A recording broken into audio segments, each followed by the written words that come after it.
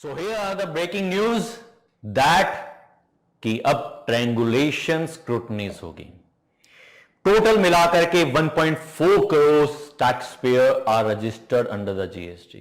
क्या आपको पता है लगभग 1500 पीपल अरेस्टेड सोफा, साथ के साथ लगभग 13,000 इवेजन केसेस अभी भी चल रहे हैं और लगभग 3 लाख करोड़ के अभी भी इवेजन ऑफ रेवेन्यू हो चुका है।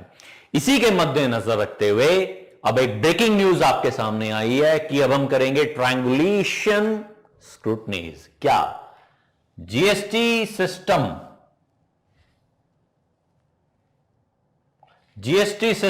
अब क्या करेगा? अब इनकम टैक्स और एमसीए पोर्टल से आपका डेटा को स्क्रूटनीज करेगा, चेक करेगा क्या आपने अपनी इनकम टैक्स के रिटर्न के अंदर कितनी टर्नओवर को पुट किया है, क्या आपने कोई एजम्पशन तो नहीं ली। ऑब्वियसली कि देयर इज अ रिकंसिलेशन हो सकता है, क्योंकि जो जीएसटी के दायरे में आता है हो नहीं हो सकता कि वो आपके प्रॉफिट एंड लॉस अकाउंट के क्रेडिट साइड में भी हो, बट कहीं ना कहीं एक अंदाजा आप समझ रहे हैं गवर्नमेंट डिपार्टमेंट की नजर में कि बहुत सारे टैक्स डिफॉल्टर्स मेरी नजर में हैं। अब हमारा प्रोसेस नेक्स्ट फेज स्टार्ट हो चुका है आर्टिफिशियल इंटेलिजेंस का and the big data analytics का। मेरे साथ बने रहिएगा, हम टेक्नोलॉजी के ऊपर ज्यादा फोकस इसके ऊपर करते चलेंगे, हम इसके ऊपर और भी आपको इंपॉर्टेंट ब्रेकिंग न्यूज देते हुए चलेंगे। फिलहाल the topic is related to the triangulation scrutinies procedure, GST department, income tax department and the MCA department. तो सरकार ने क्या कहा? सरकार अब क्या करना चाहेगी? सरकार आर्टिफिशियल इंटेलिजेंस की मदद से अब ये चेक करेगी कि आपने जो अपनी जीएसटी रिटर्न्स को फाइल किया है वो आपकी इनकम टैक्स रिटर्न से मैच है या नहीं। ऑब्वियसली बात है, कहीं ना कहीं आपकी टर्नओवर डिसाइड करेगी कि आप जीएसटी के दायरे में आते हैं, या आपको पता है कि अगर मैं गुड्स में डील करता हूं तो मेरा 40 लाख का टर्नओवर होना चाहिए, अगर मैं सर्विसेज में डील करता हूं तो मेरा 20 लाख का टर्नओवर होना चाहिए, तो मैं जीएसटी के दायरे में आता हूं, नहीं तो मैं जीएसटी के दायरे से बाहर हूं।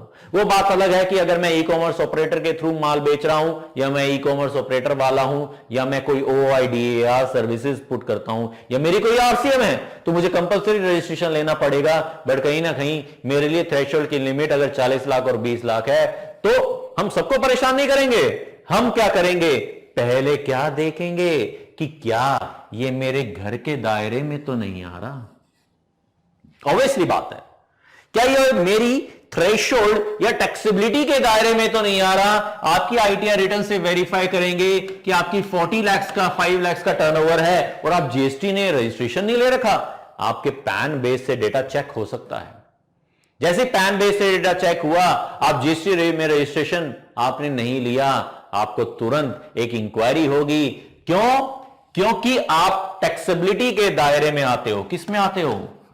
आप टैक्सेबिलिटी के दायरे में आते हो, आपको रजिस्ट्रेशन प्रोसीजर लेना पड़ता है, बट आपने अगर नहीं लिया तो that is called as the non compliance procedure of the GST.